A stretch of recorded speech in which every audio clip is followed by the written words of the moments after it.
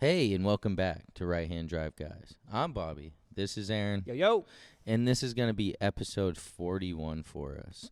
And today we're going to kind of cover the Japan trip with ours meeting and, just some of the different things that ensued while I was across the pond. Yeah, for sure.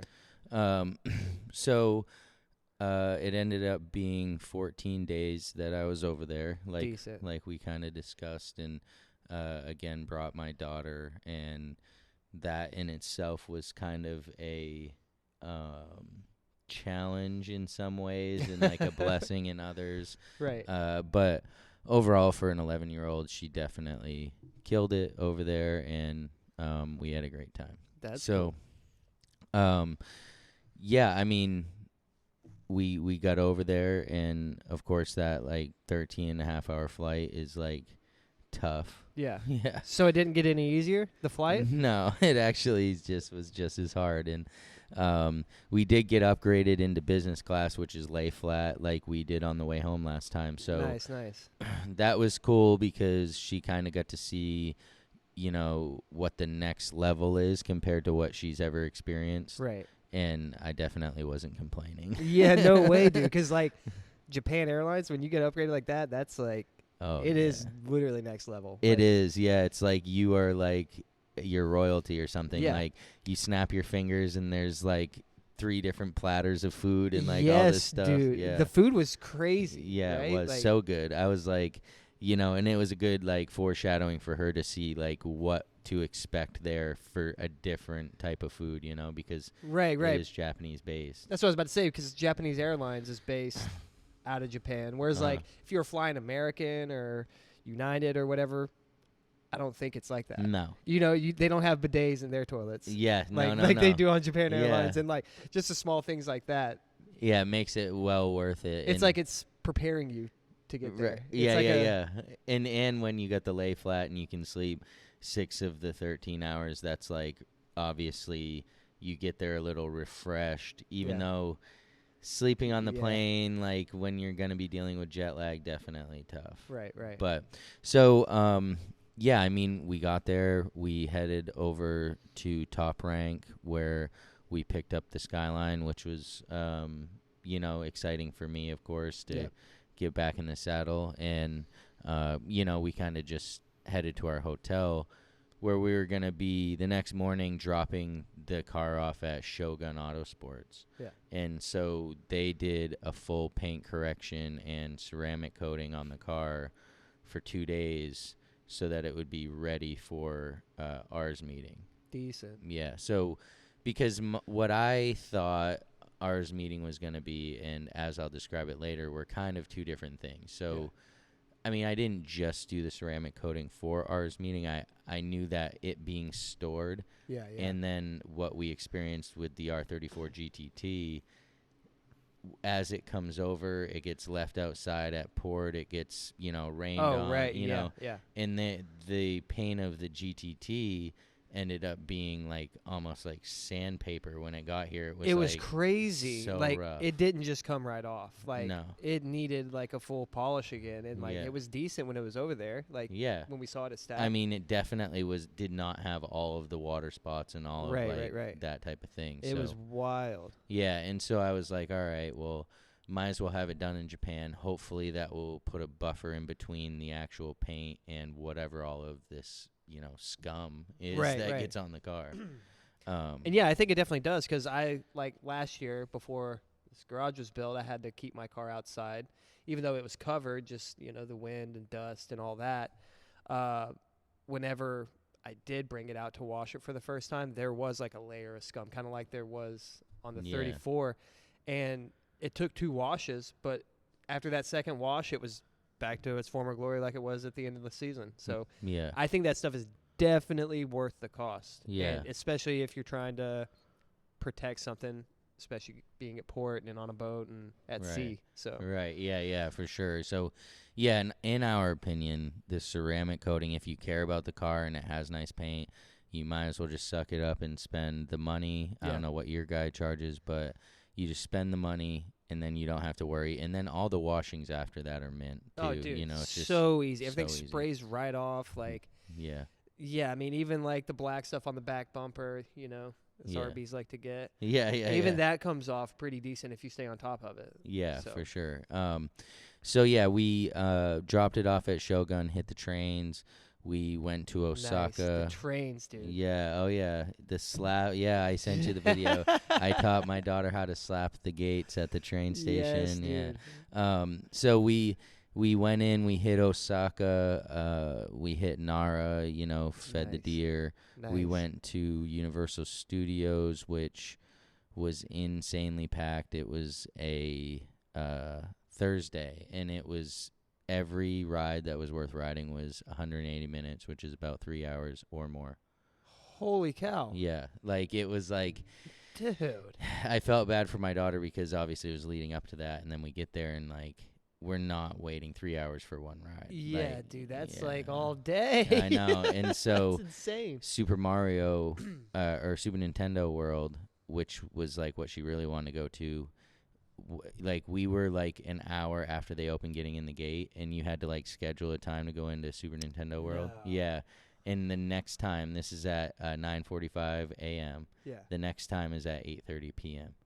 to be able to go in there. What? Yeah. So all day. yes. So at this point, I was just like, all right, like I'm sorry, girl, but this place is, the juice is not worth the squeeze right now. We can't. Yeah. We got 14 days. Sure, that's a long time, but to spend, you know, a whole half a day waiting for 2 rides, can't Right. do it. Let's keep it moving. So we kept it moving, and like I said, we went to Nara and then explored Osaka a bit, and you know, had a really cool Airbnb out there. But at this point, it was like kind of time to start making our way back to pick up the car at Shogun on Friday. Yeah. Which we did, and so then we got settled in because it had been a long day of travel. And the next morning, we met up with like 5 or 6 guys from Colorado. Oh, no way. Because they were all going to ours meeting as well. Yeah. One of the guys, Dustin, shout out Dustin, he listens to the podcast and is a big supporter. And he was like, hey, we're going to be over here. There's a bunch of us. Why don't you guys meet up with us? Yeah. He also has a daughter that he brought to Japan on his last trip. Oh, no So way. he gave me some suggestions on kind of how to navigate with a child and whatnot. So yeah, that's cool. that was cool. And then also he was sensitive to the fact that I had my daughter with me. So everybody kind of kept it like PG, which was dope. Yeah, that's cool. You know, you get with a group of guys and sometimes the F-bombs and the S-bombs, you know, and all these things start flying. But Yeah. everybody was really cool about it.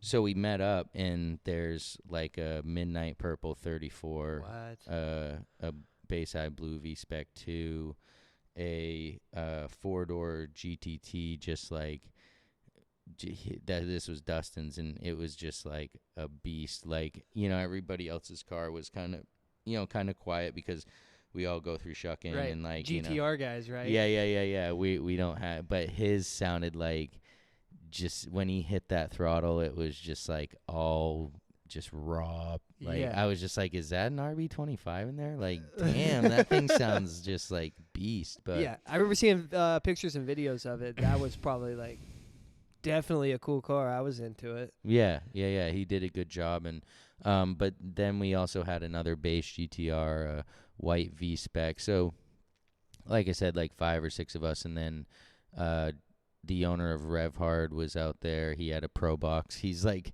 chasing us all down, like, because he, you know, he's the importer guy, right? So all of his money goes to like turning over the cars and like making yeah. everybody else's dreams come true. So He's over there working. Yes, he Yeah. was. Yeah, he was in the rental, and his partner, who is the Japanese side of it, who was there, he had a McLaren. So that was Nice. cool. It just kind of broke up all the GTRs with like a McLaren. Yeah. So we met up and we went to the Nismo Amari factory, which we Wow. missed last time. So that was cool to be able to go. And it was like really sick because we got there like right when it opened. And there was like maybe 6 or 7 other people there, but like nobody with GTRs or anything. Yeah.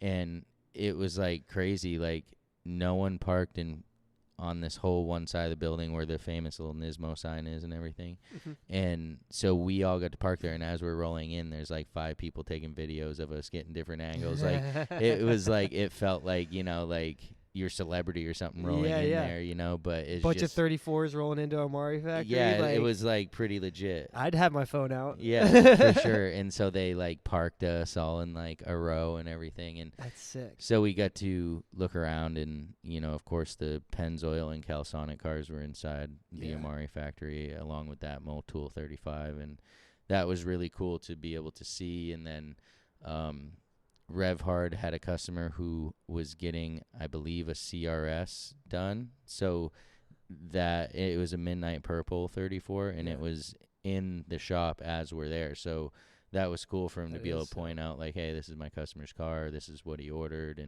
And just to see all of the rest of the vehicles in there, too, was really cool. Yeah. You know, and so this was the day before the actual meet. Right, so then we cruised over to Fuji, which was like, you know, a couple hours, and we just, you know, took turns ripping and, you know, having some fun, and made it over to the Fuji Speedway Hotel. Yeah. That was How like, was that thing? that was the coolest. Like, I mean, I've been in like really, really fancy hotels, but like none of them geared towards like, you know, my thing, so to speak. Right.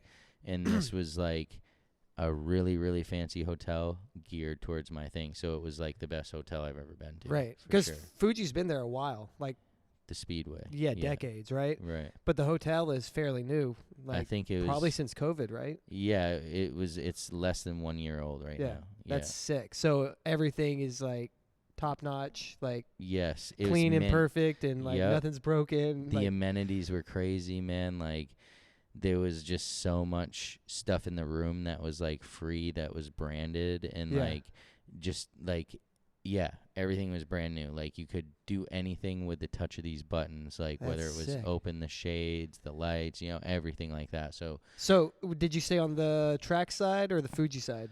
The track side. So I didn't have a room there. I went to book it, and it said that they were all full, and I was like, oh man. So I booked a hotel 20 minutes away on like Lake Yamamata or something, and so we're like in the lobby because I'm with all the Colorado guys. We were downstairs cleaning our cars and stuff, getting them ready for the next day, and I was saying bye to him. I'm like, all right, you know, I'm gonna get her back, whatever. And this dude named Kendon was like, hey, dude, actually, I have a spare room. I had booked 3, and I only ended up needing 2. Like, you want this other room? And I'm like,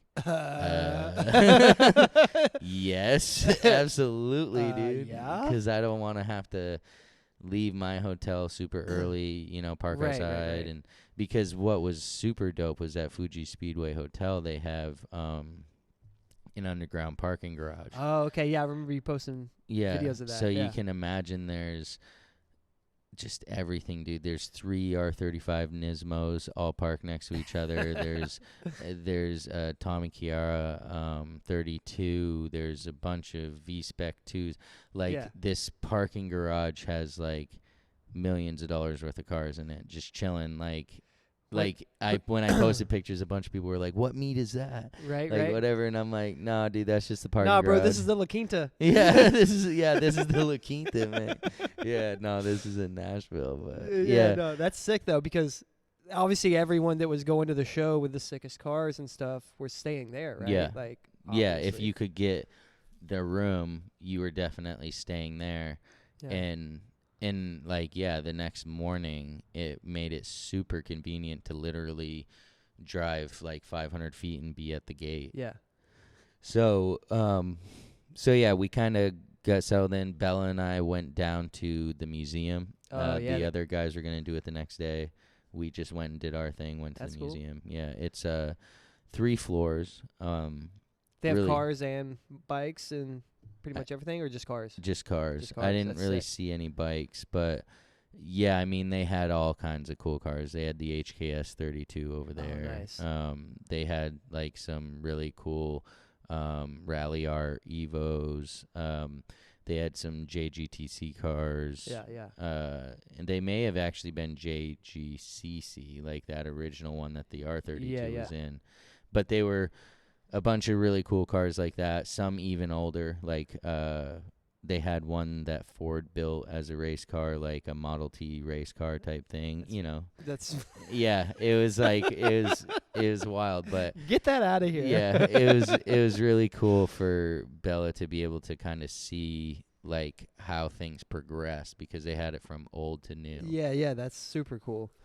And yeah, like, dude, yeah, that's insane, it was. dude. I just I mean, it can't wasn't fathom it. like overly huge. It's like basically like these like circles around an escalator type thing. Like, but there was like a solid 20 something cars there. So That's decent. yeah, that I was just like, wow, it was cool. They had like a car elevator in there, you know, that like brought the cars up and stuff. I wonder how often they like rotate their, or if they do that. I think they do because when they first, I saw pictures that somebody posted the other day that were from when it first opened, and there was like quite a few different cars in there. Yeah. So they must come on loan for a certain like period of time that's agreed upon and get swapped out with something else that's coming in next. Right. That's pretty sweet.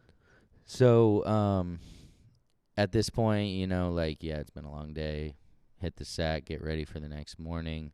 Bella fell asleep. I went down and hung out with those guys again because two of them were in an actual booth. Yeah. And so they were really cleaning their cars, so I just got to know them a little bit better while they were doing that and stuff. Yeah. And then the next morning, we all met up down in, for breakfast, had breakfast, get in the parking garage, and head over to ours meeting. And like I said, I thought like ours meeting was going to be more of a meet. Yeah. Than like a kind of like a show, so to speak, in the sense of I thought like it was kind of going to be a bunch of our cars, you know, all in like these big parking lot type things with like maybe vendors like around it or whatever, you know, and then there was a special section for like the gallery or whatever they would call it. Yeah. But that wasn't it. Like there was the vendors in the gallery, and that's up in Fuji, like in the center. But the like rest of us were all parked like in these other parking lots with just a bunch of different cars, you know. Right. I mean, there was definitely hundreds of like GTRs and whatever else in the parking lot. So many, it was unbelievable. Like it probably would have taken 6 to 8 hours just to look around all these cars. Holy cow. Like there was 4 huge parking lots just full of them, like just full. And then, you know, other cars that like spectators brought kind of mixed in. But so that was like the kind of the bummer for me because I had to choose. Like there wasn't like I couldn't see the parking lot cars and do the whole, you know, actual event. So because I'm sure the parking lot, is stacked up with cool stuff that didn't get into the show. Not even GTRs, right? Yeah, just other stuff too. Yeah, like everything that you could think of, and high aces and all. Yeah, like but you couldn't, like, you either had to sign up for the gallery way in advance, or that was it, you know. And a lot of people, like myself included, just didn't sign up for the gallery, right? Like, and so we were there right for the gate open, and a few guys in our group like made sure to let us know that they were going to have a sticker for like it's like an annual sticker every year, and it's limited, and it's first come first serve. So we went straight to that booth and like got those stickers and made sure that, because I mean that's like commemorative to the experience. So we did that, and then we like trotted around, and there was so much stuff to look at. It was like kind of mind blowing, you know. All of the iconic brands were there, of course, and you know, Global brought their 400R and Z-Tune, and that was a big draw because that's a Z-Tune and a 400R. I didn't realize the Z-Tunes were like kind of like this. Not mysterious, but like they don't know how many they made, right? Or something like that, and they don't know how many got out to actual buyers and Right. It's a so very small amount. Yeah. And it's like a number that is like, whatever, 20 to 22. It's like right. they really don't know. And a lot of them, not a lot, but a few are off the radar to the point where registries don't even know where they are. Yeah, which is wild. Yeah. And so Z-Tune number 18, which the owner of Global Auto owns, was there. And then I think it was 400R number, I don't know. It was a low number, but he also owns that. So Braden was there running around doing his thing. But yeah, I mean, Top Secret was there, Mines was there, June was there. Like so many of these, like Garage Yoshida and Built by Legends was there. They had their two new R34s they just got done. Nice. And then they had an R32 on the rotisserie, which is the first that they created their own color for. Oh, and it's Nara blue. Yeah. And it was a pretty cool blue. It's like a darker blue. And so it was cool to see just the process to that point where they had all the sound deadening in and like all that type of thing. I remember seeing pictures of that thing, and it was like kind of mind-blowing just how straight and clean and like perfect it was. Like that thing is perfect. Yeah. No, they do a great job down to putting their own plate on it to like commemorate that they, this is the one of the first one, right. Especially in that color. So, I mean, it was cool to see them. And, of course, all the companies are kind of giving away stickers and little swag bags and all that type of stuff. Of course. They had a big stage up there where they kept bringing guys up there to kind of talk and be interviewed, which was really cool. We saw Kechi Tsuchiya up there. Yeah. And he was just... he's in his race suit like he always is. He's just up there. He never takes that thing off, dude. That green race suit. You notice it. Like, and he's like so old that like it's sweet because he still has a sense of humor. He still like has a love for it. Like you can tell by the way he is just like always trying to make the other guys on stage laugh. Like he's always cracking the jokes, especially again at that age when you've been there, done that. Yeah. He still has that excitement for it, which is like inspiring. Right. And dude's like definitely into it. Like I've seen other people have experiences with him where like he'll come over and check out their car at an event and like ask them questions about it and, just chop it up with them. And like, he's the man. Yeah. Like he's like the man. DK dude. He's Drift King. Yeah, literally he like, is, yeah. Imagine just chilling in a paddock and dude walking up to your car, just checking it out and then asking you some simple questions about it. Like, that would blow my mind. Or one up, a guy that I know and from Instagram and then actually got to meet at ours meeting named Jesse Wuji. He's a Navy colonel. Yeah. And he's into this stuff pretty hard. He's got an R34 over there. Tsuchiya actually ends up driving his car. Because this guy is not only a colonel in the Navy, but is in the NASCAR Infinity Series or Xfinity Series. Yeah. So he's a NASCAR driver. What? And so he's in his suit. His like whatever. And Goodyear. Yeah. And so Tsuchiya takes him for multiple lap run in his own car and drifts every corner of Fuji Speedway in dude's own car. That is Can you imagine? Sick, dude. Like, yeah, dude, like he like bucket list to the max. Yeah. Like, and then he's signed dude's car and the owner of mine signs dude's car and that is so sick. Yeah. Like how did that even get lined up? Like, I don't know, but like guy, good for him, dude. That is so cool. Awesome. Yeah. And so all of these guys I mentioned were there. Smokey Nagata was there. Like it was definitely, if you're like an R owner, right? Like it's definitely the pinnacle, like for sure. I'm glad I was able to check it off. But as the day went on, like it's a ton of walking, like because it's in the center of the speedway, like I said. So you have to walk like in this crazy tunnel underneath the speedway and Yeah. stuff. Like, it's pretty wild how they have it set up. It's like it's an amazing place. Right. Racetracks are huge. Yeah, they Like, really are. They like, are huge, dude. They might only be like a whatever 2-mile circuit, but they- everything just around that everything, and all the yeah, infrastructure and how to get from one side to another, like, is wild. it is a lot. Yeah, and so we did go up in the stands, which the stands were super cool. Like, it's a really nice setup. They have a ton of lights, like, for at nighttime and stuff. Yeah. And so, they were doing different, like, kind of times that you could be on the track depending on what car you had. Yeah. And so we went out there for when the R35s were out there. Oh, wow. Holy moly, dude. Hope you had your earplugs. No, I wish we did, because these cars were so loud, dude. Yeah, like, dude. there was just one that when it went by, it like shook the place, and I'm just like, what would it be like in a real race? Like, what's it like when a real race is going on Yeah, here? yeah. Like, with race cars. Like, it Sure, must it's just be insane. crazy. Yeah. So, to be able to experience that, even if it was just kind of for fun, was a cool thing to see. Yeah. But yeah, the day kind of ended, and at this point we separated from the Colorado guys, as we were headed to a different hotel for our plans the next day. But Yeah.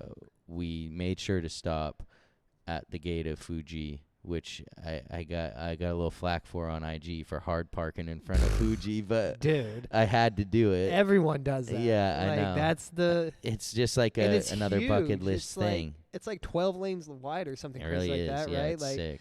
there's enough room. Like, Yeah, let the guy get his pick. I Everyone know. does Everyone it. was Everyone doing does it, and yeah, it was. They're just mad they're not there. I know, and it was just like a bucket list thing, right? Like, I have that picture for whatever I would want to do for it, but like, for me personally, it's like, yeah, it's just a memory of like that certain Right. occasion. So yeah, I mean, that was kind of the pinnacle of the trip when it comes to the car stuff. Yeah. We at that point went to Nagano, hit the 98 Nagano Olympics area and checked out some of that stuff. That's pretty dope. I was like 13 when that popped off, so like, it was really kind of a big deal back then because I was into winter sports. Yeah, yeah. So we checked that out and, saw the mountains and everything. And at that point, kind of headed back to Tokyo. We did the Disney thing. Nice. Bella had a blast. And then we met up with Albo for a day. Ah, nice. Gotta love that. And so we were originally going to go to Gunma and do some initial D stuff, but just where we were, it just didn't make sense. So we ended up meeting up in Hakone, and there is a treetop experience there. Yeah. And so we were trying to do something a little different than just driving just cars, because Bella had already been in the car for whatever. Get me out of this thing, right? For like quite a while. So we did the treetop experience, and that was different for me. I'm normally not a huge fan of heights, and these things go like 50 or 60 feet up in the air. Holy Like cow. crazy. Like, it was like you didn't look down, you just focused on what you're doing. But they had the zip lines and a bunch of obstacles while you're up in the trees that you like kind of went over, and it definitely let you know that you hadn't worked out recently. Yeah. Like, for sure. Like, I was like sore the next day. But then we went and we took some Hakone drives. We hit the Toge. He showed me different sides of the Toge than we did last time. Yeah, that's cool. We were able to catch the sunset on the mountain and get some really cool videos and pictures of the car. Yeah. And then we actually got to go back to Albo's house, which was nice. cool. Like, it was a little bit more like, personal. And we hung out with him at his house. He showed us his studio and stuff like that. Yeah, yeah. And then at that point, like, it had been a long day, so we kind of headed out. Time like really flew by that day. It does with Albo. Yeah, it really does. You can pack in a full day for sure. Yeah, and so we headed back to our hotel, and the next day we kind of just took it easy, and then because we knew the following day we were meeting up with Massey. And so if you don't know who Massey is, he's a photographer in Tokyo who has a motorcycle. Well, it used to be a Harley. Now it's a Can-Am. And he has total 4 cameras on the motorcycle. Yeah.